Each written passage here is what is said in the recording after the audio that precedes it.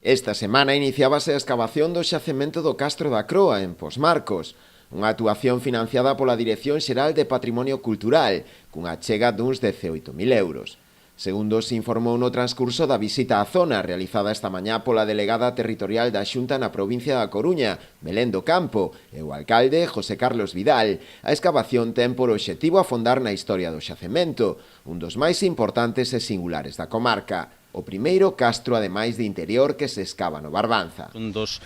castros, digamos, máis emblemáticos e máis importantes que temos na Pobra do Caramiñal, pero un castro que hasta agora non foi escavado, é a primeira excavación que se fai,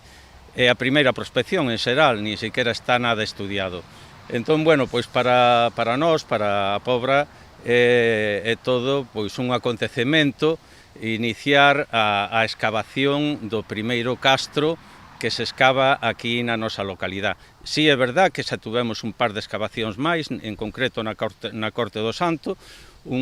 pero bueno, foron dúas excavacións pois pequenas comparada con esta. A esta excavación destina a Xunta de Galicia 18.000 euros, o cal é pois para nós un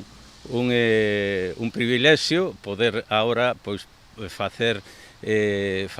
frente a este traballo. Vamos a ver que pode aflorecer aí, veremos se hai algún elemento que se poda catalogar, elementos que despois, lóxicamente, no seu caso,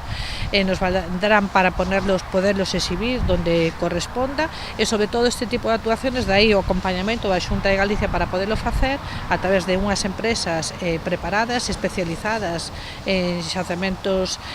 arqueolóxicos, para despois, o que máis importante, poder facer un traballo de divulgación. Traballos de divulgación que, lóxicamente, temos que facerlos a par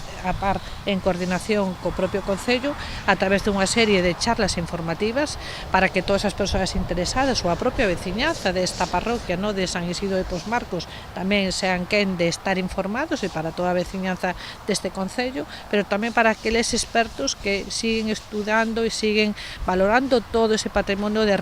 riqueza que temos a nivel de Galicia. O Concello da Pobra segue así coa súa política de recuperación do patrimonio arqueolóxico, iniciada xa coas excavacións desenvolvidas na Corte do Santo, que permitiron identificar e rexistrar un lugar de culto durante a época castrexa.